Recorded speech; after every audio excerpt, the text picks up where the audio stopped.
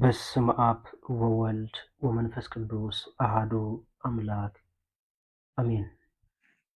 ዓለማት ብፍቕሪ ዝገዝእ ጥንቲ ዝነበረ ኣልፋ ዓለም ኣሕሊፉ ዝነብር ኦሜጋ መጀመርታን መወዳእታን ዘይብሉ ናይ ኣቦታትና ኣምላኽ ናይ ሰራዊት ጌታ ስለቲ ክንገር ዘይክእል ምሕረቱ ስለቲ ክንገር ዘይክእል ርህራሄኡን ፍቕሩን ክብርን ምስጋናን ኣምልኾን ውዳሴን ስግደትን ንዑ ይግባእ።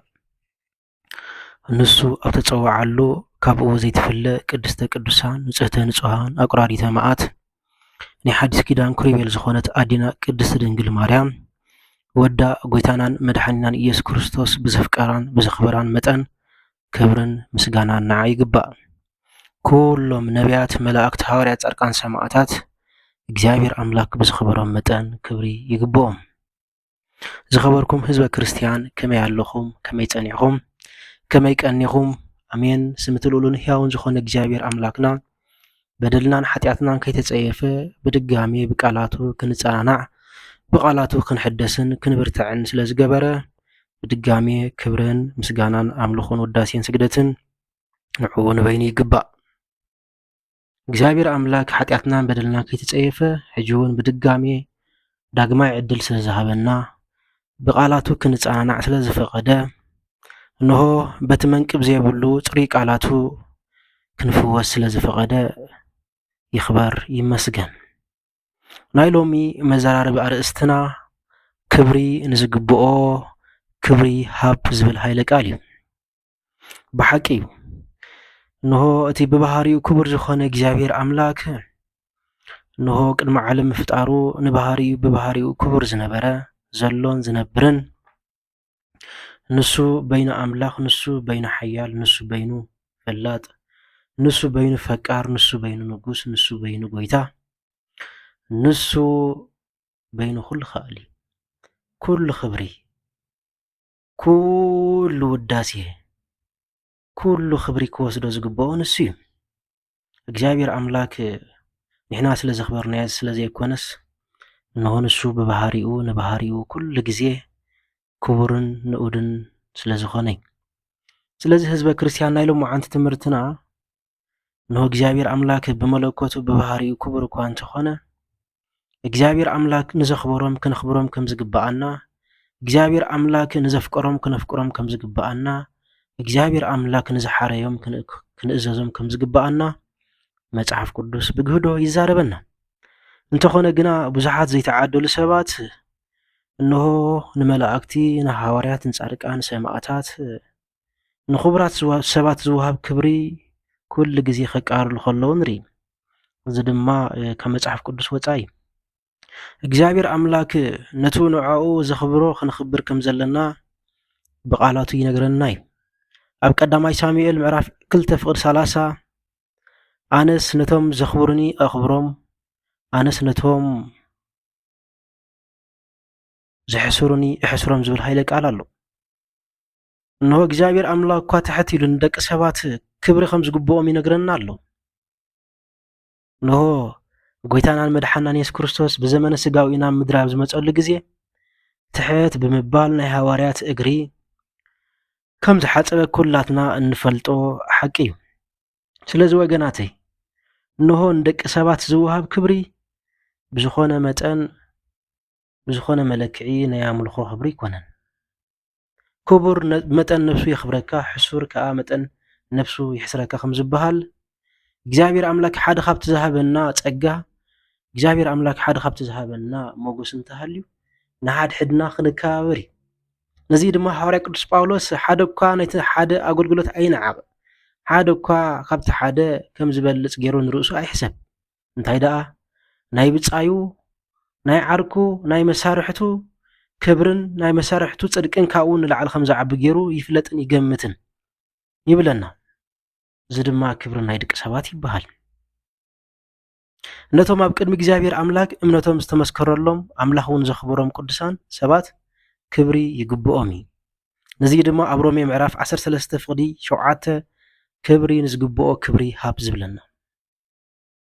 ኣብ ምድሪ ዘለዉ ቅዱሳን ክቡራን እዮም ትዝዓበየ ሓጎሰይ ድማ ምስኣቶም ምዃን ይብለና ዘማርያ ዳዊት ኣብ መዝሙር ምዕራፍ 16:3 ኣብ ምድሪ ዘለዉ ቅዱሳን ክቡራን እዮም ትዝዓበየ ሓጎሰይ ድማ ምስኣቶም ምዃን ምስኣቶም ምንባር ይብለና ናቶም ሓሳብ ብምስምማዕ ይብለና ናቶም ህይወት ብምኽታል ይብለና ስለዚ ወገናተይ ብዝተፈላለየ ናይ ሃይማኖት ትካል ዝወሃብ ናይ ቅዱሳን ክብሪ ዝቕንስ ዘረባ ክንስንብድ ኣይግባአና ክቡር መጠን ነብሱ የኽብረካ ሕሱር መጠን ነብሱ ይሕስረካ አንኳይ ንቅዱሳን ነቶም ዝወልድና ኸማን ብስጋ ዝወልድና ኣቦታት ኣዴታት ክንኽብሮም ከም ዝግባአና ኖ መጽሓፍ ቅዱስ ብግህዶ ይነግረና ኣብ ዘጸአት ምዕራፍ 20:12 ከምዚ ዝብል ትእዛዝ ኣሎ ወርቃዊ ትእዛዝ ኣብቲ እግዚአብሔር ዝሃበካ ምድሪ ዕድሜኻ መታን ክነውሕሲ ኣቦኻን ኣዴኻን ኣኽብር ይብለና ስለቃላቱ ስም እግዚአብሔር ኣምላክና ዝኸበረን ዝተመስገነን ይኹን እዚ በኣማካይነት ቅዱስ ነቢ ሙሴ ንዓና ንደቂ ሰባት ዝተዋሃበ ወርቃዊ ሕግታት እዩ ስለዚ ነቶም ብስጋ ኣቦታትናን ኣዴትናትናን ዝኾኑ ክንኽብሮም ከም ዝግባአና ከምኡውን ብመንፈስ መምሃራና ንዝኾኑ ክንኽብሮም ከም ዝግባአና ከምኡውን ብስጋ መምሃራና ንዝኾኑ ክንኽብሮም ከም ዝግባአና ብዕድመ ብጸጋ ብዝተፈላለየ ኮታስ ካባና ንዝዓብዩ ሰባት ንሆ ብመንፈስ ንዝወልድና ብስጋ ንዝወልድና ብሓፈሻ ንኹሎም ክንኽብሮም ከም ዝግባአና መጽሓፍ ቅዱስ ብዘይሕስቕ ይነግረና ስለዚ እንሆ መታን እግዚአብሔር ኣምላክ ኣብታ ዝመደበልካ ምድሪ መታን ዕድሜኻ ክነውሕ እንሆ ኣብ ዘመነ ህይወትካ ኣቦኻን ኣዴኻን ኣኽብር ይብለና ለቃላቱ ስም እግዚአብሔር ኣምላክና ዝኸበረን ዝተመስገነን ይኹን ከምኡውን ኣብ ቀዳማይ ጢሞቴዎስ ምዕራፍ 5:17 ሐዋርያ ቅዱስ ጳውሎስ ንጢሞቴዎስ ወዱ ክመኽሮ ከሎ ከምዚ ይብል ነቶም ብጽቡቕ ዘገልግሉ መራሕቲ ቤተ ክርስቲያን ምናዳ ነቶም ወንጌል ሰብኩ ዝምህሩን ዕጽፊ ክብሪ ይግብኦም እዩ ንኹሉ ናይ ዓለም ነገር ንዒቆም ን10-20 ዓመት ኣፈቐዶ ጉባኤ ቤት ኣፈቐዶ ትምህርቲ ቤት ኮለል ንዝበሉ ሓዲስ ብሉይ ኪዳን ንዘጽንዑ ከምኡ ድማ ነዚ ትምህርቲ ተማሂሮም ብዝተፈላለየ ጸጋ ብኣቋቋም ብቅዳሴ ብሓዲሳት ብብሉያት ንዝምህሩ ወንጌላውያን ነዞም ሰባት እዚኣቶም ዕጽፊ ክብሪ ይግብኦም እዩ ወገናት ምክንያቱ ንሶም ቅድሚ ኩሉ ንወንጌል ህይወቶም ኣሕሊፎም ዝሃቡ ሰባት እዮም ስለዚ ሐዋርያ ቅዱስ ጳውሎስ ንወዲ ጢሞቴዎስ ነዚ ነገር እዚ ብግልጽ ክዛረቦ ከሎ ንርኢ ነቶም ብጽቡቕ ዘገልግሉ መራሕቲ ቤተ ክርስቲያን ምናዳ ነቶም ወንጌል ዝሰብኩ ዝምህሩን እውን ዕጽፊ ክብሪ ይግብኦም እዩ ይብል ሐዋርያ ቅዱስ ጳውሎስ ኣብ ቀዳማይ ጢሞቴዎስ ምዕራፍ 5:17 ከምቲ ንቅዱሳን ዝግብኦም ምስጋና ዳ እምበር ምንዝርናስ ኩሉ ርክሰት ወይ ከዓ ስስዕ ኸቶ ኣባኻትኩም ኣይሰማዕ ከምቲ ንቅዱሳን ዝግብኦም ምስጋና ዳ እምበር ምንዝርና ኩሉ ርክሰትን ወይ ከዓ ስስዕ ካባኻትኩም ኣይሰማዕ ይብለና ስለዚ ንቅዱሳን ከነመስግኖም ከም ዝግባአና ንቅዱሳን ከነኽብሮም ከም ዝግባአና ንቅዱሳን ክንውድሶም ከም ዝግባአና እንሆ መንፈስ ቅዱስ ብዘለዎ ሓሳብ እንሆ እቲ ናይ እግዚአብሔር ኣምላክ ቃል እስትንፋስ ዘለዎ መጽሓፍ ቅዱስ ብግህዶ ይነግረና ኣሎ ስለዚ እንታይ ተረኺቡ እንታይ ሓድሽ ነገር ተረኺቡ ዳ ኣብ ኣዳራሻት ቅዱሳን ኣይተኽብሩ ጻድቃን ኣይተኽብሩ መላእኽቲ ኣይተኽብሩ መምሃራን ኣይተኽብሩ ካህናት ኣይተኽብሩ እንዳተባሃለ ዝመሃር ዘሎ እንታይ ስለ ዝተረኸበ እዩ ወገናት እዚ መንፈስ እዚ ካብ እግዚአብሔር ኣምላክ መንፈስ ኣይኮነን ወገናት ክንምርምር ይግባአን አንኳይ ደቂ ሰባት እግዚአብሔር ከማን ንሰባት ይኽብር ነቶም ዘኽብሩኒ ኣኽብሮም ይብለና ነቶም ዝሕስሩንኻ ኣሕስሮም ይብል እግዚአብሔር ኣምላክ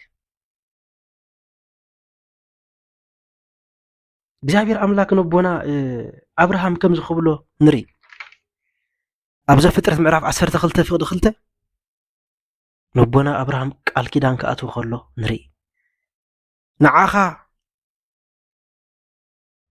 ዓብይ ህዝቢ ክገብረካ እየ ክኽብረካ እየ ንስምካ እውን ክዕብየ ንበረኸት ድማ ክትኸውን ኢኻ ንዝባረኸካ ክባርኾም ንዝረጉሙኻ ድማ ክረጉሞም እየ ይብለና ስለ ቃላቱ ስም እግዚአብሔር ኣምላክና ዝኸበረን ዝተመስገነን ይኹን ስለዚ ወገናተይ እግዚአብሔር ኣምላክ ነቦና አብርሃም ካብ ኣኽበሮ ንዘኽበርዎ ካብ ኣኽበሮም እግዚአብሔር ኣምላክ ንሆ ነቦና አብርሃም ዝረገምዎ ድማ ካብ ረገሞም እግዚአብሔር ኣምላክ ክንደይ ናይ ዳ እግዚአብሔር ኣምላክ ንሐዋርያቱ ንመላእክቱ ንጻድቃን ንሰማዕታቱ ንመምሃረ ወንጌል ክንደይናይ ዘይኽብር እግዚኣብሔር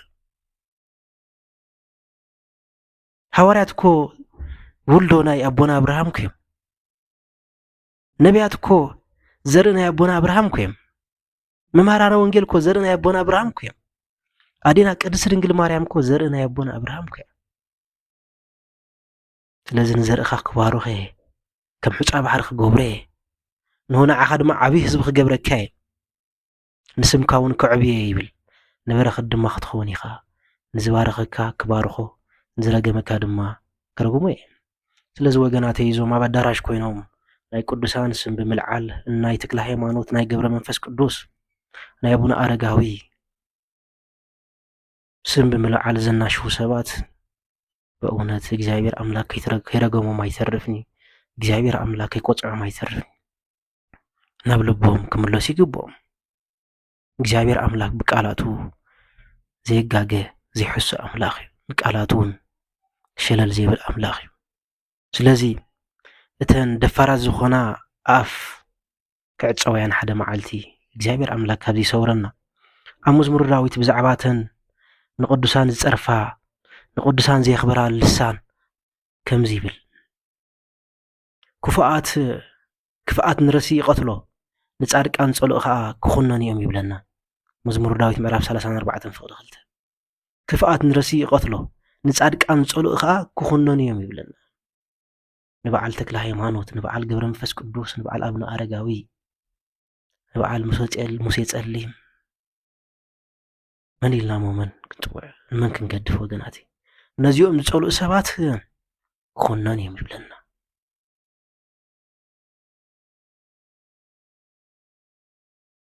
ከምኡውን ኣብ መዝሙር ዳዊት ምዕራፍ 31 ፍቅዲ 18 ከምዚ ይብል እተን ጻድቕ ብትዕቢት ንዕቐትን ደፊረን ዝዛረባ ሓሰብቲ ኸናፍርሲ ይተዓበሳ ደኣ ይብለና ዘማራይ ዳዊት ከም ይብል ዘሎ ወገናቲ እተን ጻድቕ ብትዕቢት ንዕቐትን ደፊረን ዝዛረብኦ ሓሰብቲ ከናፍርሲ ይተዓበሳ ደኣ በዚ ጥራይ ብቅዕን ኣብ መዝሙር ዳዊት ምዕራፍ 11 ፍቅዲ 5 ድማ ከም ዝብል ኣሎ እግዚአብሔር ንጻድቕ ይዕዘቦ ንረሲእ ንፈታዊ ግፍዒ ግና ነፍሱ ትጸልኦ እግዚአብሔር አምላክ ኣብዚ ሰውረና ወገናተይ ስለዚ እተን ንጻድቕ ክብሪ ኣይንህብን ኢና ንጻድቕ ኣይንኽብርን ኢና ንሕና ንሓደ እግዚአብሔርና ንኽብር እሶም ከማና ሰባት እዮም ክብሪ ኣይግብኦምን እዩ ምስጋና ኣይግብኦምን ኢለን ወትር ግዜ ኣብ ኣዳራሽ ኮይነን ዝልፍልፋ ልሳናት እግዚአብሔር አምላክ ሓደ መዓልቲ ክዓብሰን እግዚአብሔር አምላክ ኣብዚ ሰውረና ስለዚ መጽሓፍ ቅዱስ ክብርን ዝግብኦ ሰብ ክብሪ ክንህብ ከም ዝግባአና ብግህዶ ይዛረብ ኣሎ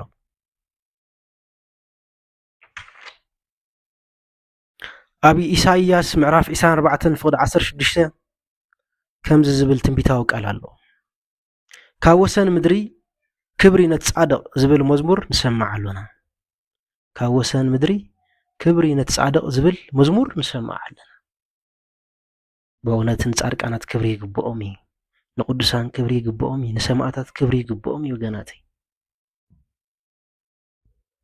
ንኽቡራት ክብሪ ይግብኦም እዩ ከምኡውን ኣብ መዝሙር ዳዊት ምዕራፍ 33 ፍቅዲ 1 ኣቶም ጻድቃን ብእግዚአብሔር እልል በሉ ንቁንዓሲ ምስጋና ይግብኦም እዩ ይብለና ኣቶም ጻድቃን ብእግዚአብሔር እልል በሉ ንቁንዓት ሰባሲ ምስጋና ይግብኦም መዝሙር ዳዊት ምዕራፍ 33 ፍቅዲ 1 ስለዚ ወገናተይ ነቲ እግዚአብሔር አምላክ ዝሓረዮ መን እዩ ዝኹንኖ ነቲ እግዚአብሔር አምላክ ዘጽደቆ መን እዩ ዝኹንኖ ነቲ እግዚአብሔር አምላክ ዘኽበሮስ መን እዩ ዝሕስሮ ወገናተይ ብፍላይ ህዝበ ክርስቲያን በዚ ከም ዝኣመሰለ ጋሻ ትምህርቲ ልብና ክውሰድ ኣይግብኦን ዓዊሮም ንዝዓወሩ ሰባት ስብከቶም ክንሰምዖም ኣይግባአና ዕውር ንዕውር ክመርሖ ይክእል ኣዳራሽ ስለዝተፈቕደልካ ዕድል ስለ ዝረኸብካ ንስብከት ባሃውሪ ቅዱሳን እንዳጸረፍካ ክቡራት ሰባት እንዳጸረፍካ ዝግበር ፍርዲ ጽባሕ ኣድርጎ ኣብ ቅድሚ እግዚአብሔር አምላክ ኣብ ቅድሚ ጎይታ ክሕተትሉ እዮም እቲ ጸድቕ ብልሳንካ ኢኻ እቲ ኹነን ብልሳንካ ኢኻ ይብል ስለ ልሳንና ናይ ምድሓን ኣንፈት ስለ ዘለዋ እንዛረቦ ነገር ንጥንቀቕ ይግባአና ወገናት። ኣብ ሮሜ ምዕራፍ 8 ፍቅዲ 33 ሐዋርያ ቅዱስ ጳውሎስ ከምዚ ይብለና ነቶም እግዚአብሔር ዘኽበሮም ሲ መን እዩ ዝሕስሮም? በእውነት ንሕና መሲልና ዳ እምበር ንቅዱሳን ስለ ዘኽበርናዮም ስለ ዘመስገንናዮም ንውስኸሎም ወይ ነግድሎም ኣይኮነን። እግዚአብሔር ስለ ዘኽበሮም ሓንሳብና ሓዋሩ ከብራት ይምሶም። ወገናተይ ካብ ኣብዚ ዓለም ዘሎ 7 ቢልዮን ህዝቢ ካብ ንፍለጥ ብሓደ ክርስቶስ ክንፍለጥ ይሕሸና፣ ብሓደ ኣምላክ ክንፍለጥ ይሕሸና። ሰብ ፈሊጦ አንጨብጪቡ ወላ ሓንቲ ዝገብረልና ዝምላኣልና ነገር የለን። ናይ ድሕነትና ነገር ከጽናዓልና ይክእልኒ። ነዚ ድማ ጎይታና መድሓኒና ኢየሱስ ክርስቶስ ሐዋርያት ሓደ ግዜ ኣጋንንቲ ምውፃእ ምስ ጀመሩ ንሁ ኣጋንንቲ ስለ ዘውፃእኹም ኣይትተሓጎሱ እንታይ ደኣ ስምኩም ኣብ ሰማያት ብምጽሓፉ ግን ተሓጎሱ ኢልዎም ወገናቴ። ስለዚ ኣጋንንቲ ብምውፃእና ሰባት ብምንጭብጫብ ኣብ ዓለም ዘሎ ህዝቢ ብምፍላጥ ንዓና ዝመፀልና ወላ ሓደ ናይ ድሕነት ኣፍ ደገ የለን። ናይ ድሕነት ኣፍ ደገ ጎይታናን መድሓኒናን ኢየሱስ ክርስቶስ እዩ። እሱ እንተዘይፈቂዱ ወላ ሓደ ዘፍቅደልካ ኣካል የለን። ስለዚ ቅዱሳን ብክርስቶስ ዝተፈልጥዮም፣ ቅዱሳን ብእግዚአብሔር ኣምላክ ዝተፈልጥዮም ወገናቴ። ተራ ሓደ መደናገር ሰብ ኣዳራሽ ስለ ዝኸፈተ ንቅዱሳን ፈሊጡ ኣይፈሊጡ ወላ ሓደ ዘምፃሉ ለውጢ የለን። ስለዚ ኩሉ ግዜ ክብሪ ንዝግብኦ ክብሪ ክንህብ ይግባአና እዩ። ሓደ ግዜ ኣብ መጽሓፍ ኣስቴር ምዕራፍ 3 ካብ ፍቅዲ 5 ጀሚሩ ዘሎ ንሆቲ ታሪክ እንተንቢብናዮ ሃማ ዝበሃል ካብ ኣሕዛብ ወገን ንሞርዶኬስ ስለ ዘይሰገድካለይ ክብሪ ስለ ዘይሃብከኒ ኢሉ ኣብ መስቀል ክሰቅሎ ከም ዝሓሰበ ነፈልጥ ኢና። ግና ሞርዶኬስ ኣነ ንተራ ንኣሕዛብ ዝኾነ ተራ ንኣምላኽ ንዘይፈልጥ ሰብ ኣይኸብርኒ፣ ኣነ ዘኸብር ነቲ ሰማይን ምድርን ዝፈጠረ ኣምላኽ እየ ዘኸብር ብምባል ክብሪ ከም ዘይሃቦ ንርኢ ኢና። ስለዚ ክብሪ ዘይግብኦም ሰባት ኣብ ዓለም ኣለዉ፣ ኣምላኽ ዘይፈልጡ፣ ናይ ጌታናን መድሓኒናን ኢየሱስ ክርስቶስ ናይ ባህሪ ኣምላኽነት ዘይፈልጡ፣ ናይ ቅድስት ድንግል ማርያም ኣማላድነት ዘይፈልጡ ዘይርድኡ፣ ናይ ቅዱሳን ተራዳእነት ዘይፈልጡ ክብሪ ኣይግብኦም ወገናት። ሕሱራት እዮም እዚኦም። ሰብኣውነት ዘይፈልጡ ብዓለም ብሰብኣውነት ዘይከዱ ጸሊምን ቀይሕን ጭዋን ባርያን ኢሎም ዝተፈላለዩ ሰባት እዚኦም ሕሱራት እዮም ወገናት። ንሰብ ብሰብኣውነቱ ክነኽብሮ ይግባአና እዩ። ካብ ስላሴ ስለ ዝተፈጥረ ጥራይ ንሰብ ክነኽብሮ ይግባአና እዩ ወገናት። ስለዚ ሞርዶኬስ ኣነ ኣይሰግድኒ ኢሉ ንዓኻ ይሰግደልካን ኢሉ። ምክንያቱ እቲ ሰብ እንታይ ገይሩ ብኣዋጅ ኩሉ እቲ ቤተ መንግስቲ ዘሎ ሰብ ንክሰግደሉ ኣዋጅ ኣውፅአ ኣይሰግድን ኢሉ። ከምኡ'ውን እንተሪኢናቶም 3 ደቂቅ ንሆነ ጣዖት ዘንበሮ ናቡከደነፆር ዘንበሮ ኣይንሰግድን ኢና ኢሎም። እግዚአብሔር ኣምላክ ካብዚ ሓውዝ እንተውፃኣና ጽቡቕ ግናኸ ንሆነ እዚ ዓይነ ከለዎ ዘይርኢ እዝነ ከለዎ ዘይሰምዕ ጣዖት ግና ብዘብ ዝተሰርሐ ኣይንሰግድን ኢና ኢሎም። ስለዚ ወገናተይ ክብርን ዝግብኦ ክብሪ ክንህብ ይግባአና። ቅዱሳን ክብሪ ይግብኦም እዩ፣ መላእክቲ ክብሪ ይግብኦም እዩ፣ ነቢያት ሓዋርያት ክብሪ ይግብኦም እዩ፣ ጻድቃን ሰማዕታት ክብሪ ይግብኦም እዩ ወገናተይ። መምሃራነ ወንጌል ክብሪ ይግብኦም እዩ። ብወልዲ ዋህድ ኣሚኖም ዝኸዱ ሰባት ክብሪ ይግብኦም እዩ። ሰብ እውን ብሰብነቱ ክብሪ ይግብኦ እዩ ወገናተይ። ስለዚ መጽሓፍ ቅዱስ ብጎዶ ይነግረና ኣሎ ክብሪ ንዝግብኦ ክብሪ ክንህብ እግዚአብሔር ኣምላክ መንፈስ ቅዱሱ ምስቲ ዓልዩ ዓድለና። ኣዲና ቅድስት ድንግል ማርያም ኣብ ሉቃስ ምዕራፍ 1 ፍቅዲ 48 ኖ ክብሪ ከም ዝግብኣ በቲ ጸሎታ ጌራ ትነግረና ማለት እዩ። ኣብ መጽሓፍ ቅዱስ ተጻሒፉ ዘሎ ኃይለ ቃል እዩ። ውርደት ባርኡ ርኢ እሞ እንሆ ካብ ሕጂ ኩሎም ወለዶ ብጽእቲ ክብልኒ እዮም። ሉቃስ ምዕራፍ 1 ፍቅዲ 48 እግዚአብሔር ኣምላክ ውርደት ባርኡ ርኢ እሞ እንሆ ካብ ሕጂ ካብታ ቅዱስ ገብርኤል መልኣኽ ኦ ድንግል ኦ ምልዕተ ጸጋ ዝበለላ ሰዓት ካብኣ ጀሚሮም ኩሎም ወለዶ ኩሎም ትውልድ ብጽእቲ ክብልኒ እዮም። ስለዚ ነዲና ቅድስት ድንግል ማርያም ብጽእቲ ዘይብል እንተሎ ይሄ ትውልድ ይኮነን፣ ዘይተዓልደለ ትውልድ እዩ። ንሱ መንፈስ ቅዱስ ዘይዓሰሎ ሰብ እዩ። እዚ ምዃኑ ይፍለጥ ወገናተይ። ቅድስት ድንግል ማርያም ብፅዕቲ ክብርቲ ንእድቲ ዘይብላ እንተሃልዩ ንሱ ካብ ትውልድ ወገን ኣይኮነን፣ ንሱ ካብ ክርስቶስ ወገን ኣይኮነን፣ ንሱ ካብቲ ዘይጠፍእ ዘርኢ ኣይኮነን። ወገናት ብእውነት ንቅዱሳን ዘመስግን አንደበት ልሳን እግዚአብሔር አምላክ ክህበና ናቱ ቅዱስ ፈቃድ ይኹነልና። ክብሪ ንዝግብኦ ክብሪ ሃብ ንዝነበረና ግዜ ባሪኹን ቀዲሱን ስለ ዝሃበና ክብርን ምስጋናን ኣምልኾን ውዳሴን ስግደትን ንዕኡ ንጎይታና መድሓኒና ኢየሱስ ክርስቶስ ይግባእ። ወስብሃት ለእግዚአብሔር።